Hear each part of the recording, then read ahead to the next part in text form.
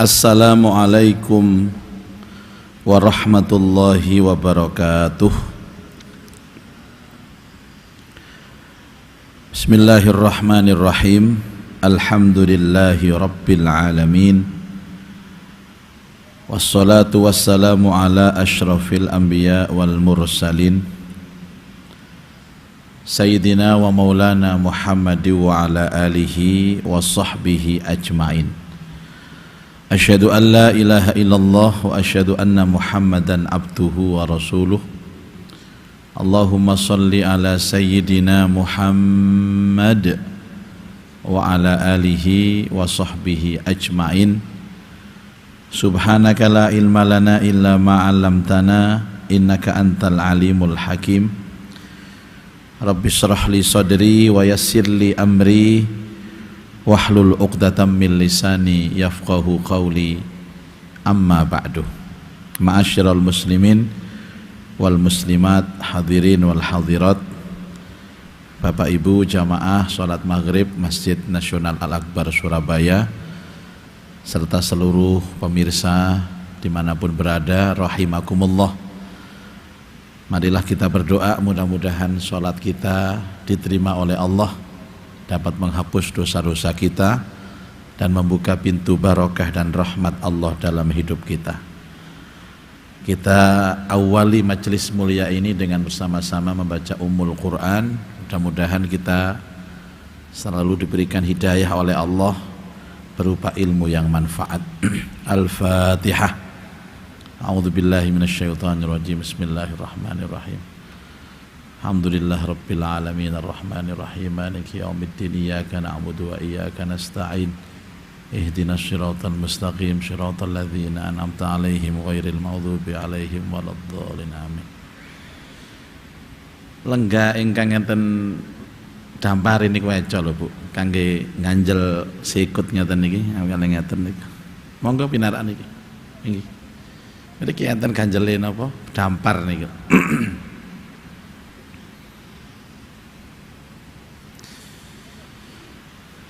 Para jamaah, kita akan melanjutkan kajian kitab Nasaihul Ibad.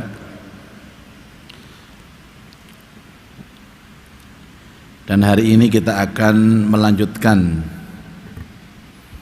tentang hikayatun, ada cerita. Hikayatun, ada cerita, dan cerita ini masih berhubungan dengan sebelumnya. Karena sebelumnya itu bercerita tentang seorang ulama yang arif billah, namanya siapa? Abu Bakar Asy-Syibli. Maka ini ada cerita. Bismillahirrahmanirrahim. Hikayatun, ada cerita. Qadima Asy-Syibli ala bin Mujahid. Qadima sowan, bertamu. Siapa yang bertamu? Asy-Syibliyu, Imam Asy-Syibli. Bertamu kepada siapa? Ala bin Mujahidin, kepada Ibnu Mujahid. Syibli itu walinya Allah, Mujahid juga walinya Allah. Asy-Syibli niku ulama yang arif billah, Mujahid nggih ngoten, ulama yang arif billah.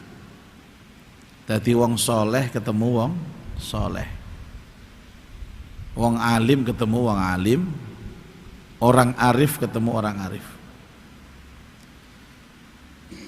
Kalau secara senioritas itu lebih senior Ibnu Mujahid. Karena Ibnu Mujahid ini gurune Abu Bakar Asy-Syibli, murid sawan nang ngene gurune. Dan tradisi ini tradisi sejak dulu sampai sekarang, Bapak Ibu. Jenengan nek kepingin mendapat berkah ilmu dari orang alim ya harus sawan. Sawan ngaten iki nggih dipuruki teng griyane mriko.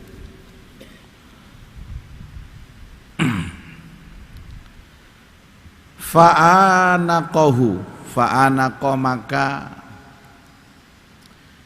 memeluk, ngerangkul hu kepada Asyibli. Siapa yang merangkul? Ibnu Mujahidin, Syekh Ibnu Mujahid.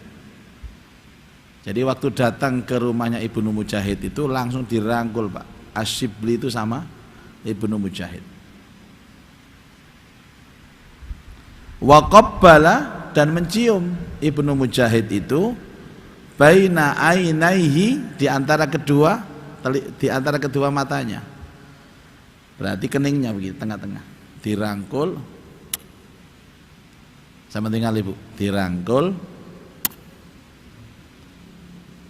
Itu kebiasaan ulama-ulama dulu begitu.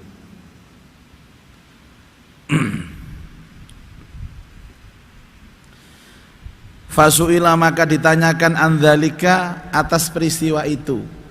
Yang namanya penasaran, sama lapo aku mertamu nang sampeyan, moro-moro sampean rangkul sampean nambung. Kan mboten enten Pak tiyang ngrangkul ngambung gak ono alasane. Ya di samping mungkin karena rindu, karena kangen, atau karena mengalap barokah, maka ada tujuan. Kenapa Syibli itu datang langsung dirangkul sampai Ibnu Mujahid dia ambungi. Akhirnya takon, kenapa Yai kok sampai ngerangkul saya dan sampai mencium saya? Faqala, maka Ibnu Mujahid berkata, Ra'aitun Nabiyya sallallahu alaihi wasallam, aku telah melihat Nabi sallallahu alaihi wasallam fin naum, di dalam tidurku. Aku bermimpi bertemu Rasulullah. Waqad akbala, dan di dalam mimpiku itu aku melihat sungguh akbala telah mencium Nabi itu Asyibli, mencium Syibli. Aku ngimpi Nabi ku ngambung awakmu.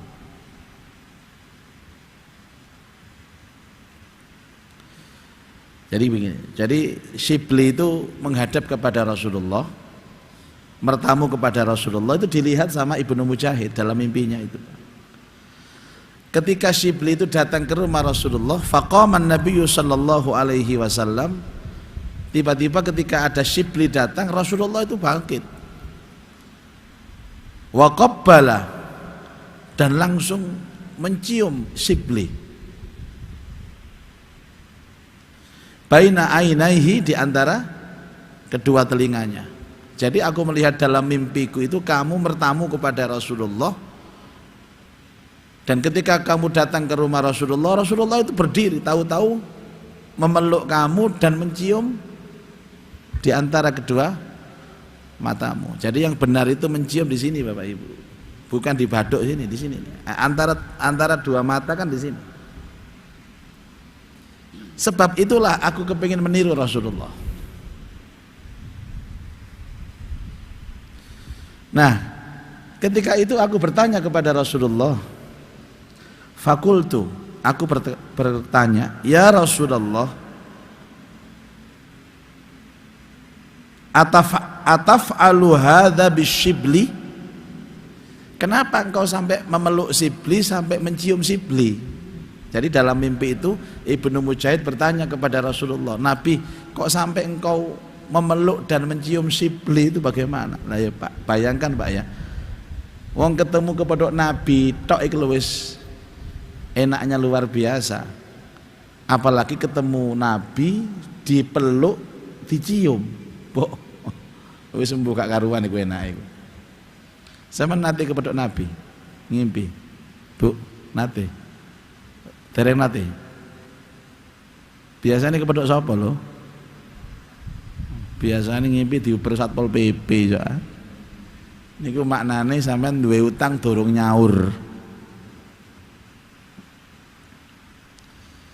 Qala, Nabi menjawab, na'am. Kenapa Nabi? Apa sebabnya sampai engkau ini memeluk Syibli dan mencium Syibli? Ini Nabi jawab. Niki jawabane Nabi, bok menawa jenengan ngamalaken niki iso kaya Abu Bakar Asy-Syibli niku. Innahu sesungguhnya Syibli, terus Rasulullah. Lam yasilla, tidak pernah sholat siapa Syibli. Tidak pernah sholat faridatan, sholat fardu, sholat wajib. Duhur, asar, maghrib, isya, subuh. Dia tidak pernah melakukan sholat fardu illa wa huwa yaqra, kecuali dia setelah sholat fardu itu membaca khalfaha.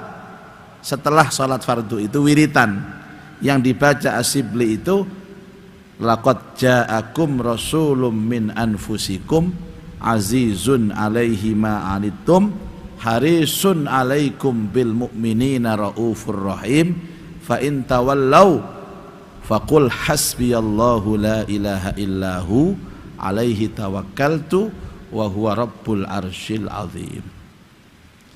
Setiap setelah sholat Syibli itu selalu membaca dua ayat ini, dua ayat akhir surah At-Taubah. Mulai laqad ja'akum rasulun min anfusikum azizun alaihi ma anittum harisun alaikum bil mu'minina raufur rahim. Satu ayat, fa in tawallau faqul hasbiyallahu la ilaha illahu alaihi tawakkaltu wa huwa rabbul arsyil azim. Dua ayat. Asy-Syibli niku gak tahu sholat fardu kecuali setelah sholat itu selalu membaca dua ayat akhir surat At-Taubah sampai iso ngimpi kepeduk Rasulullah, diambung Rasulullah, dipeluk Rasulullah. Allahumma sholli ala Muhammad.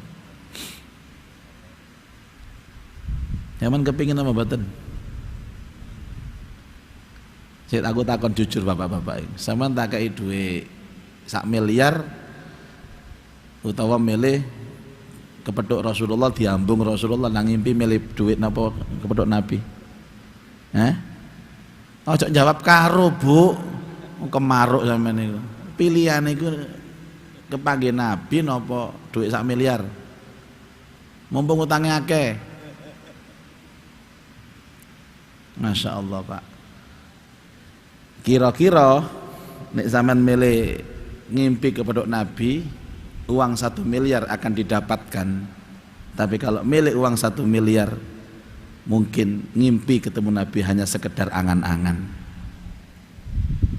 Pada ambek uang niku wingi telepon teng radio, dan pengajian radio, Pak Ustadz, saya ini kepingin umroh, ada rezeki ini, cuman istri saya kepingin ganti mobil. Kira-kira mana yang saya dulukan, umroh dulu atau ganti mobil dulu? Kalau takoni, mobilnya masih bisa dipakai yang lama Pak? Oh bisa, tahunnya masih baru kok. Cuman bojoku lo kepingin ganti motor. Kan saat ini kata motor anyar-anyar, motor listrik. Ya nopo niku solusine Ustaz? Umroh sik nopo ganti motor dhisik? Kalau jawab, sampean nek umroh dhisik mulai iso tuku motor, tapi nek ganti motor dhisik sak lawase ga iso umroh sampean. Nggih, kula tak daftar saniki. Ya. Tidak hanya laqad ja'akum rasulun min anfusikum, tapi setelah membaca itu wa yaqul, Asy-Syibli ini selalu membaca apa? Sallallahu alaika ya Muhammad, sallallahu alaika ya Muhammad, sallallahu alaika ya Muhammad. Niki wiritane Asy-Syibli. Tadi Rasulullah itu nyeritakno, ditakoni kali Ibnu Mujahid dalam mimpi itu, kenapa sampai jenengan kok ngerangkul Asy-Syibli dan mencium memeluk serta mencium Asy-Syibli? Karena Asy-Syibli ini setiap setelah sholat fardu selalu membaca dua ayat terakhir surah At-Taubah dan ditambahi sallallahu alaika ya Muhammad, sallallahu alaika ya Muhammad. Lho ngeten iki nggih ijazah lho Pak. Njenengan amalaken. Wong kula nggih ngaji niki. Makanya kitab kula niki lama sih gak tahu tak aneh. Karena saya ngajinya ya pakai kitab ini. Jadi yang mengarang kitab ini mengijazahkan kepada muridnya, muridnya mengijazahkan kepada muridnya, mengijazahkan kepada muridnya, sampai teng guru kula nggak mengijazahkan kepada saya lah. Sampean berhubung ngaji teng kula ijazahkan tentang panjenengan. Jangan sampai setelah sholat tidak membaca laqad ja'akum rasulun min anfusikum sampai fa in tawallaw faqul hasbiyallah tambahi sallallahu alaika ya Muhammad. Ijazah dari Abu Bakar Asy-Syibli.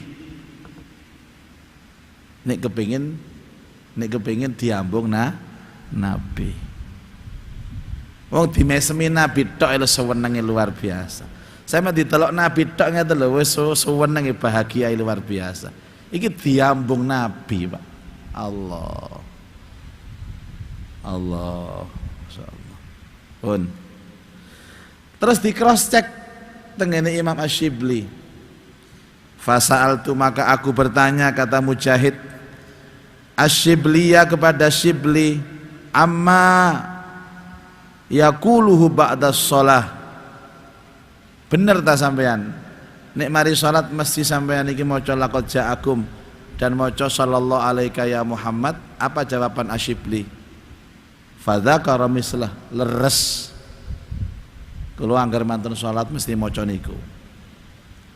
Ini ki antara mimpi dan realitanya itu sama, Pak. Antara mimpi dan kenyataannya itu sama. Nggih niki mimpine para wali nggih ngoten niki. Apa yang disaksikan oleh Ibnu Mujahid di dalam mimpinya melihat Asy-Syibli dicium oleh Rasulullah, ditanyakan kepada Rasulullah, dijawab, kenapa kok sampai Rasulullah mencium? Karena Asy-Syibli itu setiap salat wajib setelahnya membaca laqad ja'akum dan seterusnya baca sallallahu alaika ya Muhammad. Ternyata di cross check, bener enggak kamu setiap salat itu seperti itu? Jawabannya bener. Itulah yang aku baca setiap setelah salat. Nah niki praktekin nek cara guru-guru rumiyin niku maca napa? Wiritan sing wajib niku lho, Pak. Ya istighfar, maca la ilaha illallah wahdahu la syarikalah, maca Allahumma antas salam, maca ayat kursi, al-ikhlas, al-falaq, an-nas, maca subhanallah ping 33, alhamdulillah 33, Allahu akbar 33, donga sebelum ba'diyah maghrib, sebelum ba'diyah nek anten ba'diyahe maca laqad ja'akum rasulun min anfusikum sampai fa in tawallaw faqul hasbiyallah. Berapa kali? Nek cara guru-guru biyen itu baca 3 kali, ada yang 7 kali. Dan saya membaca dalam kitab Al-Adhkar An-Nawawi tentang zikir-zikir Rasulullah, ternyata ada yang mengambilnya itu tapi fadilahnya berbeda. Siapa yang kena masalah, siapa yang dalam kesulitan, punya problem banyak, opo ae, utang akeh gak iso nyaur, ya, problem anak, problem rumah tangga, maka diambil ayat yang terakhir, kulnya dibuang, tinggal hasbiyallah la ilaha illahu alaihi tawakkaltu wa huwa rabbul arsyil azim. Dibaca berapa kata Rasulullah? Dibaca 7 kali di pagi hari, 7 kali di sore hari. Itu langsung diijazahkan Rasulullah. Ada seorang sahabat datang kepada Rasul, kula niki masalah kata, ini masalah itu masalah, datang silih berganti, situ emari teko maneh masalah. Apa yang harus saya lakukan? Fakul hasbiyallah la ilaha illahu alaihi tawakkaltu wa huwa rabbul arsy. Niki kula amalaken sedaya. Sedaya sing kula waca niku pun kula amalaken. Dadi monggo dipun amalaken. Semoga ini menjadi pintu kebaikan, ya, dan pintu keberkahan sehingga sampean duwe masalah napa mawon ilang. Orang itu kalau sudah zikir terus sampai koyok Imam Syibli niki sok ketemu Rasulullah teng ngimpi barang niki. Oh, Nabi datang itu bukan untuk mendatangi kita dalam mimpi, Pak. Tapi kedatangan Rasulullah dalam mimpi itu sekaligus untuk menyelesaikan masalah kita. Gak ono wong mari ngimpi kepethuk Nabi sumpek ku gak ono.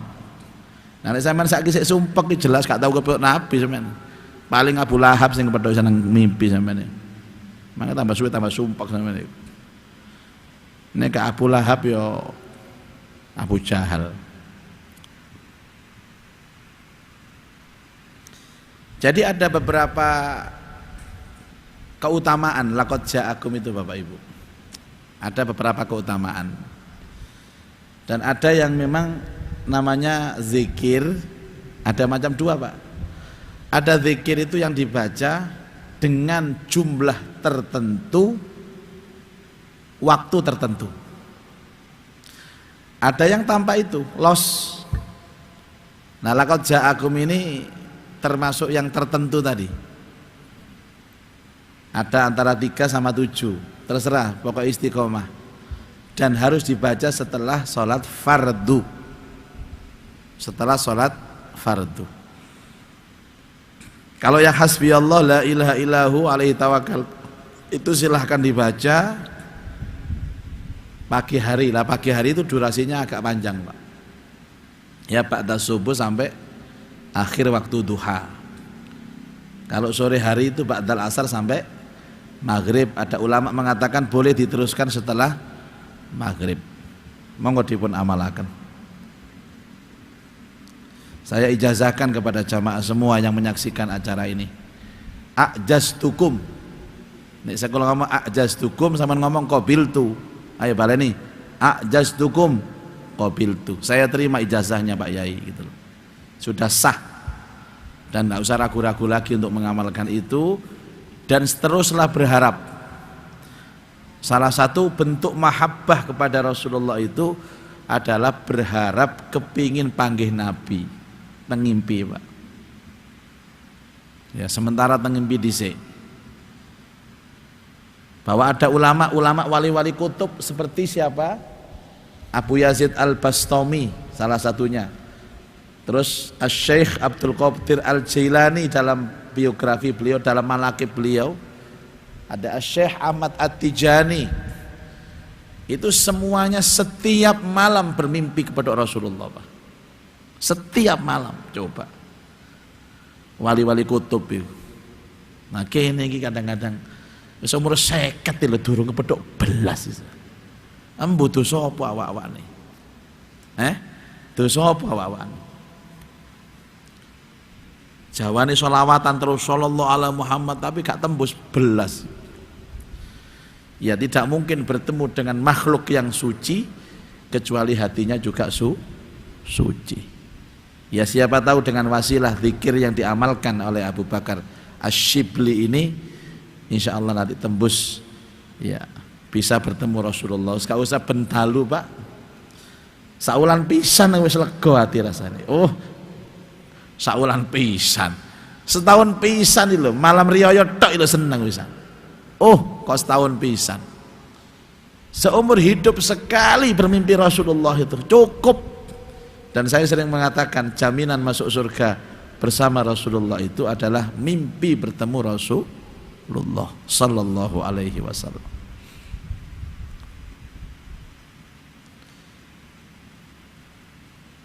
Baik, saya lanjutkan lagi. Baik Bapak Ibu, sebelum saya lanjutkan, ini karena isaknya juga awal, mungkin ada yang bertanya? Ini Pak Mas Habib, sudah ada yang bertanya. Takutnya nanti kalau dilanjut terus tidak ada kesempatan bertanya. Assalamualaikum warahmatullahi wabarakatuh. Waalaikumsalam warahmatullahi wabarakatuh. Minggu kemarin menerangkan masalah syairnya apa itu ilah-ilas itu ya kemarin ya. Nah, ini ada syair dari Robi Abdul Adawiyah. Beliau adalah seorang ulama sufi perempuan. Syairnya ini sangat menggerihkan Ustadz. Saya bacakan.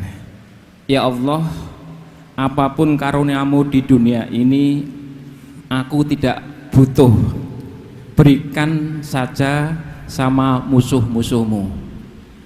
Adapun karuniamu di akhirat nanti, aku juga tidak butuh. Berikan kepada kekasih-kekasihmu. Kalau ibadahku ini takut dengan neraka, maka bukalah neraka dan bakar aku. Yang terakhir, tapi kalau ibadahku karena rindu padamu ya Allah, awas jangan palingkan wajahmu dariku. Terima kasih untuk mohon penjelasan bagaimana pandangan Ustadz. Ya, niki donga tingkat tinggi Pak nih. Donga tingkat tinggi. Jadi saya pernah menyampaikan bahwa oleh saking mahabbah dan cintanya ulama-ulama wali-wali Allah kepada Allah itu sampai dengan syair, tidak mampu dengan bahasa biasa, mboten mampu dengan bahasa verbal, mboten saged. Ya seperti kemarin ilahi lastulil firdausi ahla wala aqwa ala naril jahimi. Itu kan ya bingungno saja nih Pak. Ya Allah kula niki mboten pantes teng swarga tapi mboten kuat teng neraka. Jadi mereka mengungkapkan mahabbah kepada Allah itu dengan syair, dengan doa-doa napa sastra. Seperti Rabi'atul Adawiyah. Dan itu tidak bisa diterjemahkan dengan kalimat verbal. Tidak bisa diterjemahkan dengan syariat, Pak. Wis dukur iku wisan. Saya kebetulan pernah ziarah ke makamnya Rabi'atul Adawiyah itu 3 kali. 3 kali. Ya. Itu ada di perbatasan antara Palestina kali kota Hebron. Itu ada makam Rabi'atul Adawiyah. Yang ziarah juga banyak Bapak Ibu. Dan memang kalau kita ziarah kepada wali-wali Allah itu hawanya beda memang. Hawa kemakrifatannya itu beda. Jadi syair-syair yang begitu indah, saya ini nggak butuh apa-apa ya Allah. Saya nggak butuh nikmat apa-apa. Saya ini butuh Engkau aja. Masih mboten sampean paringi, kalau mboten sampean paringi sugih gak apa-apa ya Allah. Mboten sampean paringi duit akeh gak apa-apa. Kalau masih sakit gak diparingi sehat gak apa-apa. Pokoknya kalau angsal jenengan. Saking cintanya kepada Allah mengalahkan harapannya terhadap surga itu sendiri. Ya Allah kalau saya itu ibadah karena takut neraka sampean lebonan neraka ae kula niki. Nek adik kepingin swarga gak usah mlebu swarga ae. Nggih kula sampean gak nutut Pak, gak wani ngomong koyo ngono. Ayo wani ya sampean. Nanti kita ceritakan tentang siapa Rabi'atul Adawiyah, latar belakangnya seperti apa. Beliau ini juga ketika menemukan Allah juga dalam perjalanan panjang. Bahkan beliau itu sempat berprofesi sebagai pelacur Bapak Ibu. Tapi tidak pernah dijamah oleh laki-laki karena kewaliannya itu. Kan ada orang perempuan yang seperti itu. Seperti hanya Asiyah istrinya Fir'aun itu, ketika menikah dengan Fir'aun, Rasulullah pernah menyatakan tidak pernah dikumpuli Fir'aun. Padahal Fir'aun itu mengaku pernah mengumpuli Asiyah. Tapi pada saat mengumpuli Asiyah, iblis itu datang untuk menggantikan Asiyah. Sehingga Asiyah itu waktu menikah dengan Fir'aun itu belum pernah disentuh Fir'aun. Perawan Tir. Sebagaimana Rabi'atul Adawiyah, walaupun dia pernah pelacur itu cantiknya luar biasa. Bahkan pernah ada negosiasi itu sampai laki-laki yang kaya-kaya itu rebutan untuk tidur bersama dengan Rabi'ah, sampai dijual ditawar 1 miliar, kalau uang sekarang 2 miliar. Endi ono purel ditawar 1 miliar itu gak ono Pak. Apa mana sih nang embong-embong itu? Wah ya 200.000 sak klosone. Jadi itu sudah tidak bisa, itu bahasa-bahasa hakikat Pak. Bahasa hati yang paling dalam, bahasa mahabbah. Iku nek kena ulama fikih iku diarani musyrik iku. Ya kan? Itu sudah notok sekali, bahasa tasawufnya itu notok sekali. Dan sah-sah saja siapapun, wong itu adalah ungkapan hati kepada Allah. Kata Bapak Ibu, ulama-ulama sufi itu banyak, sehingga mereka itu kalau sudah ketahuan dengan pemerintah, dan biasanya pemerintah itu punya ulama-ulama ahli syariat itu dihukum mati Pak, kayak begitu. Seperti Imam Suhrawati Al-Maktul, dia dipenggal. Banyak ulama-ulama sufi itu yang dipenggal lehernya gara-gara ya ajaran tasawuf itu seolah-olah keluar dari syariat. Kaya-kaya gak butuh swarga lho Robi ayu, gak wedi neraka blas pokoke. Gak arep-arep blas swarga. Nek awak dhewe ya gare wong kira camane swarga duweke doyan awak dhewe. Ada, jadi itu bahasa-bahasa sastra. Dulu ada buku bagus Pak. Ada ungkapan cinta para sufi. Dikarang oleh Dr. Fudholi Zaini. Kiai Fudholi itu guru saya juga. Dosen pasca sarjana UIN, sudah meninggal dunia beliau. Beliau ini kan jurusan filsafat. Jadi kalau mengajar di kelas Bapak Ibu, ini saya ingat. Kalau mengajar di kelas beliau ini Pak, tidak ada satupun mahasiswa yang paham dengan ucapan beliau. Ngajar itu kan sing paham mahasiswa itu, saking dukuri kata-kata itu. Dan banyak yang mengira bahwa ini dosen gendeng aja nih. Karena bahasanya itu gak masuk akal belas. Kalau khutbah kan tetangga saya di rumah itu. Kalau khutbah Jumat di masjid, sing teko sak masjid itu kan sing paham khutbah ya Pak. Karena sing paham, kadang-kadang khutbah iku ngelantur merono ngomong gak karu-karuan. Itu pernah ditanyakan kepada beliau, Pak Yai, jenengan iku nek khutbah kok kula mboten paham nggih. Saya mboten paham. Wong kula nggih mboten paham kok. Kula niki mboten paham omongan kula. Ya, itu adalah makom. Nah, sehingga Imam Ghazali dalam Ihya itu pernah memberikan klasifikasi atau level atau tobakot. Pertama, ada orang berdoa itu yang diminta itu hanya dunia terus. Itu makom terendah Pak. Terus tak kandhani sampean. Fair-fairan ae wis. Nek ana wong salat njaluke donya tawak, itu makom terendah. Ya Allah, kepengin omah ya Allah. Ya Allah, kepengin mobil ya Allah. Terendah itu.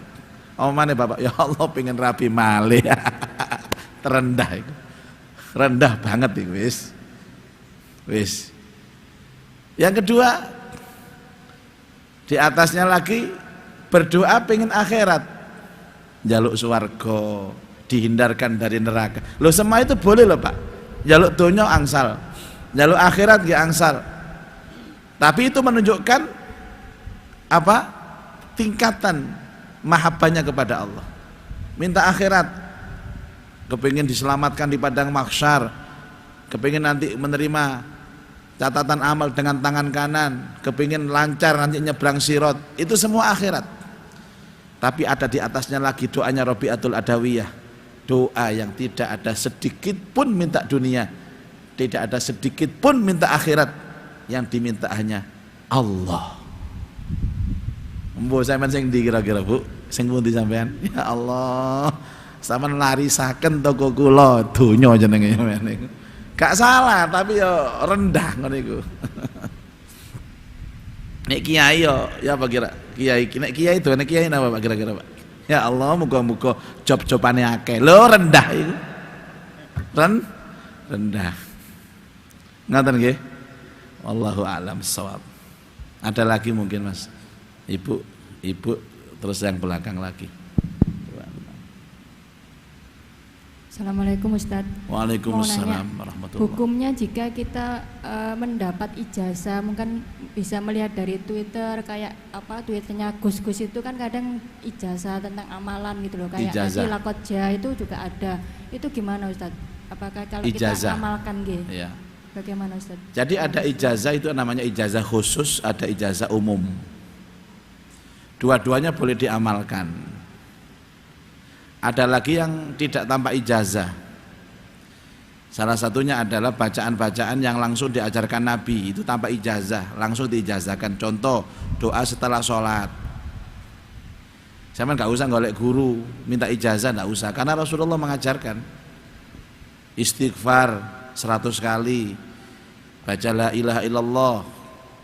Pokoknya semua yang diucapkan oleh Nabi itu boleh diamalkan, karena Nabi itu tujuannya untuk mengajari umatnya. Ya, tapi kalau ijazah khusus, Nabi tidak, seolah-olah tidak pernah ngomong. Seperti ini kan Tidak ada Pak, sama cari hadis tentang bahwa siapa yang baca laqad ja'akum setelah sholat itu. Nah ini butuh mu'jiz, butuh orang yang memberikan ijazah. Nah ini bisa khusus, bisa umum. Kalau seperti ada yang di Facebook, di Twitter itu ada seorang kiai atau gus, maka barang siapa yang mengamalkan apa yang saya ucapkan ini, maka saya ijazahkan kepada dia. Itu boleh diamalkan, itu ijazah umum namanya. Tapi kalau ada ijazah khusus, itu bertemu langsung seperti ini. Bertemu langsung seperti ini, langsung diamalkan. Nah biasanya ijazah khusus ini adalah bacaan-bacaan yang secara langsung tidak pernah disampaikan Rasulullah. Lah orang-orang yang ahlus syariah kadang gak gelem mboten purun ngaten iki Pak. Mana ajarannya? Mana Nabi tidak pernah? Kita harus ikut Nabi, ikut Nabi. Wis aku nek ndelok wong koyo ngene tak juarno ae Pak wis. Setimbangane entek-enteki sego ngene iki. Sumpek. Ndak. Jadi ada seperti silahkan. Tapi yang paling bagus itu ya ijazah khusus. Kita tahu dan kenal siapa ulama, guru yang mengijazahkan kepada, sehingga ada alaqah batiniyah dan ruhiyah. Ada ikatan ruh, ikatan batin. Sambung rasa Bapak Ibu. Ya, misalkan sampean mengamalkan apa namanya laqad ja'akum sama tadi sallallahu alaika ya Muhammad, saya mengamalkan itu. Yang diijazahkan mengamalkan, yang diijazahi mengamalkan di waktu yang sama setelah sholat, itu akan ada kekuatan yang menjadi efek kekuatan yang baik. Tapi boleh diamalkan. Terus saya ingatkan Bapak Ibu, kalau sudah masalah doa itu yang penting istiqomahnya. Ojo nerimo ijazah tak terima kau wab diterima kalau sing diamalno. Jangan. Makanya ijazah itu tidak perlu panjang-panjang, pendek tapi istiqomah. Ini kan pendek Pak, tapi istiqomah itu jauh lebih baik. Ngaten Ibu, wallahu alam. Monggo Bunda silahkan. Assalamualaikum warahmatullahi wabarakatuh. Waalaikumsalam warahmatullahi wabarakatuh. Saya bertanya yang tadi perihal mimpi bertemu Rasulullah. Bagaimana cara kita membedakan jika sekiranya itu adalah Rasulullah tapi bukan syaiton? Lalu dalam waktu apa kita bisa tahu bahwa mimpi itu bukan hanya bunga tidur, tetapi sebagai petunjuk dari Allah? Terima kasih. Itu dijawab Nabi sendiri Pak, Bu ya. Bahwa kalau ada yang bermimpi bertemu aku, itu aku, karena setan tidak bisa menjelma aku. Dan Rasulullah langsung ngomong, saya Rasulullah. Itu kelebihan mimpi bersama Nabi. Jadi orang yang bertemu Nabi tidak mungkin ragu-ragu itu kalau bukan Nabi. Tidak ada syak dan zon dalam hatinya, itu pasti Nabi. Siapa yang bermimpi bertemu aku, itulah aku. Jadi Allah akan meyakinkan dia dulu bahwa yang dilihatnya itu Rasulullah. Dan biasanya orang setelah mimpi Nabi itu Pak, tidak pernah ngomong dia kalau dia mimpi Nabi. Itu cirinya. Nah ini ono ngimpi Nabi terus ngomong sak dalan-dalan diceritani kabeh, iku Nabi sopo? Bojok Pak. Apalagi terus cerita sing gak kena niku. Mbak, aku mambengi koyok ngimpi kebetulan Nabi Muhammad, Mbak. Ono koyoke. Tidak ada koyoke itu, Bu. Kalau mimpi ketemu Rasulullah, Anda itu yakin seyakin-yakinnya, hakul yakin. Mambengi koyoke aku kebetulan Nabi lho, Mbak, nang ngimpiku. Mosok sih? Yo koyoke ngono koyoke. Oh, koyoke. Jare kancane, "Sih ya apa sih ciri-cirine?" Wonge tuwek lho, Mbak. Melakukan rodok bungkuk-bungkuk ngene iki. Waduh, jare sing diceritani kowe iki ngawur ak situ iki. Jenggote ku dawa, Mbak, putih. Cuma rambutnya gondol. Loh, Nabi kok gondol. Jare kancane, Mbak, iku kudu Nabi Muhammad iku, Mbak. Sapa? Anggur cap orang tua. Kowe kakek ndelok TikTok gara-gara ngono iku. Jangan, Pak. Dia akan diam 1000 bahasa. Dia merasakan nikmatnya bertemu Rasulullah dalam mimpi. Dia akan bercerita kepada orang yang sama-sama mengerti tentang rahasia itu. Gak sembarangan diceritani. Ya, gak sembarangan. Nanti saya ngimpi sampai menengah aja cerita-cerita wis. Kecuali kepada guru yang mengerti tentang itu. Dan biasanya mimpi kepanggih Nabi itu akan merubah semua keadaan kehidupan kita. Semua dirubah. Sing asale gak sergap jamaah, sergap jamaah. Sing asale gak seneng ibadah, seneng ibadah. Sing asale medit tadi loman. Ciri-ciri yang nampak di wajah itu saya pernah bertanya kepada guru-guru itu, ya ana apa sih ciri-ciri ini? Kata-katanya ndak ada yang menyakitkan orang. Wonge meseman biasanya. Ketemu uang mesem, ini mesem. Wajahnya itu tertular dengan aura wajah Rasulullah. Dadi nek ana wong ngaku kepada Nabi ngimpi dadak metutut tae. Duduk Nabi ku Pak sing ketemu niku Pak. Ya. Jadi jangan khawatir. Pak nanti pas saya ragu-ragu Pak apakah itu Nabi benar atau tidak, enggak. Allah sendiri yang akan memberikan keyakinan bahwa kalau itu benar-benar Nabi, maka kita diyakinkan bahwa itulah adalah Nabi. Terus tadi tentang efek bahwa mimpi sebagai ilham yang baik, Bapak Ibu, tidak ada mimpi yang baik itu tadi saya katakan kecuali dia bisa merubah semuanya, merubah cara berpikir, pola fikir, merubah pola hidup, merubah hati lebih bersih lagi. Orang itu kalau dapat ilham itu biasanya hatinya bersih Pak, karena ilham itu pertama kali masuk dalam kehidupan kita itu melalui hati dulu. Kalau hati itu bersih, pikirannya bersih, harokah anggota tubuh ini akan bersih. Itu ilham namanya. Tapi kalau kita merasa mimpi itu bertemu dengan wali yang dalam mimpi itu walinya memberi nasihat, memberi makanan, memberi minuman, tapi kelakuannya gak berubah, wancet, sembahyangnya gak semangat, ngaji gak semangat, senengannya ngerasane konco tonggo, metutut ae, yes. Nggak bisa. Jadi akan ada hal yang banyak berubah dalam kehidupan itu. Ngoten ini Mbak, wallahu a'lam. Satu lagi cukup? Sudah cukup. Baik.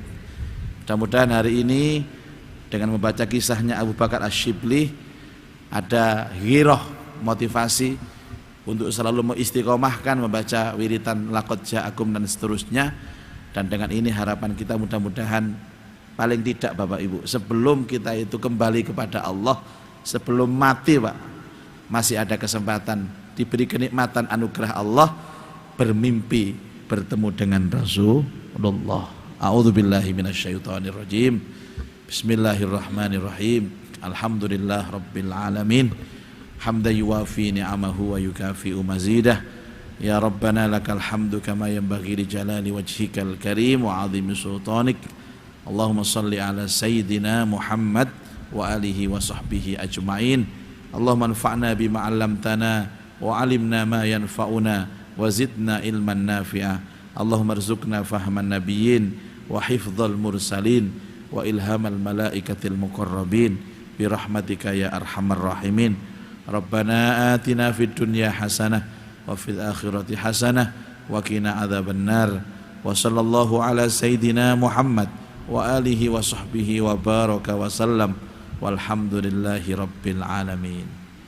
Subhanakallahumma wa bihamdika asyhadu an la ilaha illa anta astaghfiruka wa atubu ilaik. Assalamualaikum warahmatullahi wabarakatuh.